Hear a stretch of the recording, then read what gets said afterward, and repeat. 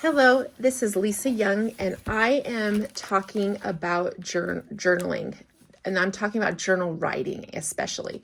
We're talking about getting into our journals and writing, and like ways and tips and tricks and supplies that kind of help you actually write in your journal. So today we're going to be talking about prompts. There's a couple different ways that I use prompts. I'm going to refer to this class that I teach, but I'm going to tell you right now, you can do prompts on your own. But so like you can search Pinterest and blogs and just like there, so many people have journal prompts that you can work from. And so just search, get a prompt, and then go from there. I'll show you what you do next. So for me, I like to put my journals, I like to pre-game them in a way that there's these little blocks of places to write. This was from one of our Zoom meetings in this journal class. And so we had journal prompts, and I had already had this set out. So I knew I was going to talk about these things here, and I knew I was going to write. And one of the things that you can just write about the topic, but another nice way is like if you have a topic, you can do a list. So just write a list, and that you're in your journal, you're writing. So a lot of times when there's a prompt that I'm not loving, I will just write a list. Another thing that I do is mind mapping, and I do have another video of mind mapping. So say, I don't remember what the topic, staying grounded was the topic. So I put a little person here, but I had this word here, the prompt here, staying grounded. And so then I just mind map off of it, like what keeps me grounded. So it could be a list, but it also could be a mind map. And those work really nice too. Another way that you can use prompts, so this was a prompt, and I can't remember. I don't see the topic of it was about joy. I don't know exactly what I think it might have just been joy. What brings you joy? Something about joy.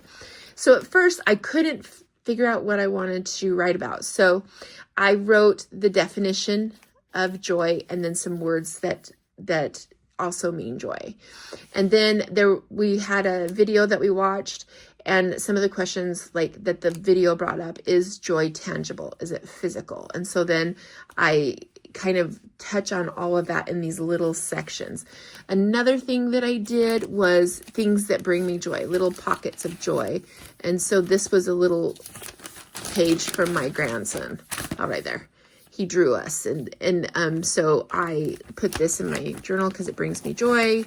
I love botanicals, so I put a botanical. And then this Venki chocolate is like my absolute favorite chocolate. Before I ever went to Italy, I bought this and had it sent over because I love it so much. And then what aesthetics bring? So I asked myself some questions about joy, like what aesthetics bring me joy? Cottagecore. I love cottagecore. What are you looking for? Like what are you looking for when you're thinking of joy? And then I put a list. What does joy smell like? Clean and pleasant. What doesn't bring you joy? And so I talked about that too. I feel like it's important to address all the ways around, especially a topic like joy, because I don't want to be toxic about joy. I don't want to be like, oh, everything's always so perfect. So I want to talk about things that make me struggle with joy. And I have whole sections in my journals about struggling with joy. So I believe in putting your best positive foot forward, but not always is that so easy. So I like addressing that in my journals as well. I like being real. Okay. There is one right here that I wanted to show. Is it this one? Or is it this one? Probably this one. Again, you can see where this was easy to write about. I could write about kindness all day long. The TED Talk that we watched on this was about Giving Tuesday, and there was so much fodder in that talk. It was just the same with the joy one. The TED Talk for joy was, and I wrote about it here, was so lovely. It was such a good talk. And I try to find ones that just are just inspirational and have you think or spark thought. And so having a topic that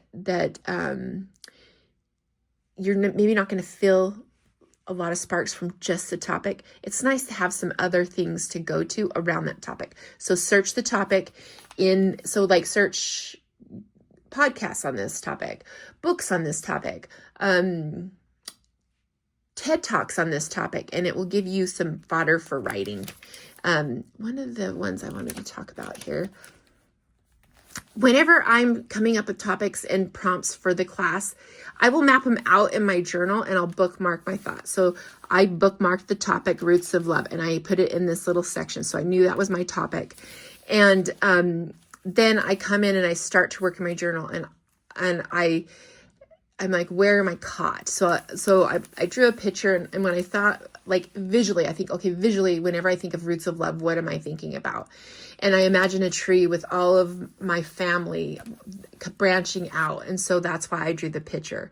And then I went and I researched online Roots of Love. And I thought it was going to go in the direction like I was going with my family tree and that kind of stuff. I thought I was going to pull a lot of things like that.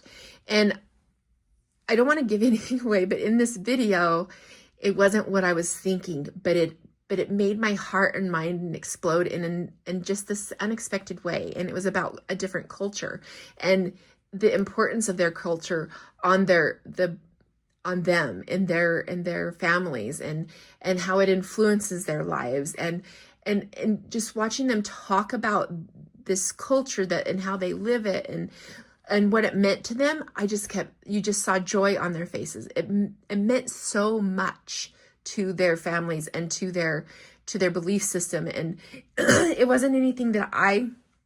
not anything that I believe, but it was really cool to learn about that culture and what they believed and what they tied in the topic of the talk was Roots of Love. So you can search it and you'll see it. But I don't want to give too much away on that because it was just beautiful. So sometimes it's unexpected. Like I think I'm going in this direction and then you'll research and be like, oh, I have to talk about this. Like this is beautiful. And I want to say why I feel it's so beautiful. And so that's kind of where that goes.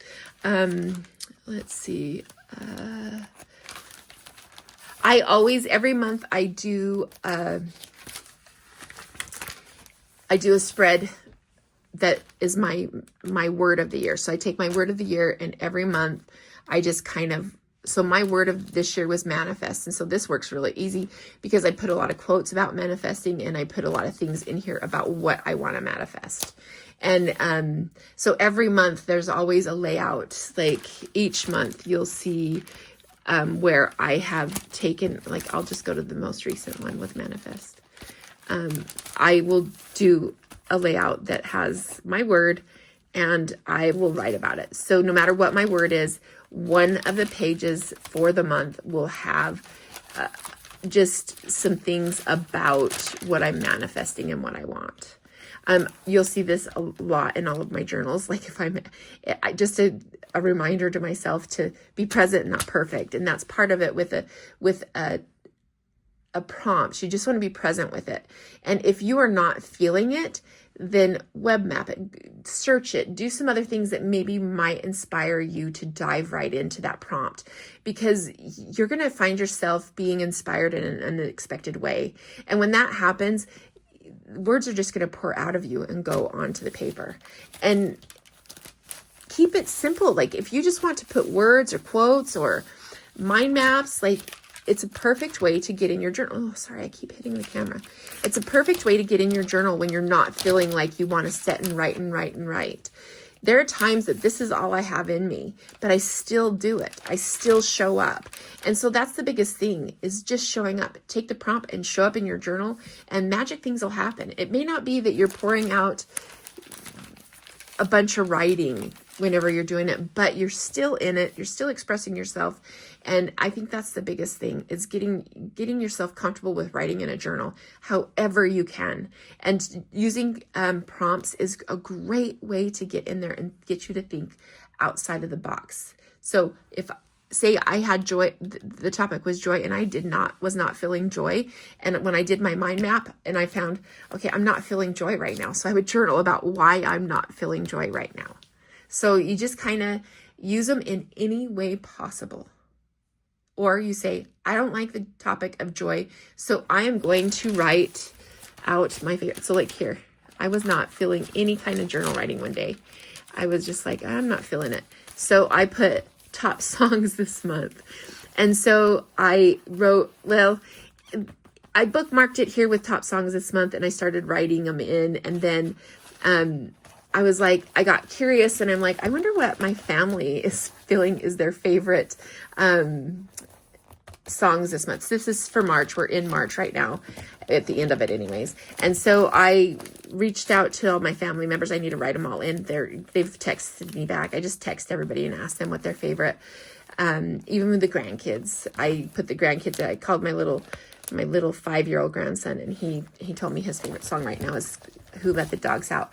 And so like, this is going to be, it's turned out to be my favorite journal entry this month, just because of this little teeny piece here. And if you look at that, that's not fancy. There's nothing fancy about that, but it's my favorite part of this journal. It doesn't have to be fancy. It just has to be heartfelt. Coming from the heart, pouring your emotions into a journal, and letting this journal hold all of the joy, even the pain that you have in you. And I feel like prompts are a great way to do that. So we're going to continue this series, because I just have this little mission that I want people to just love writing in their journal.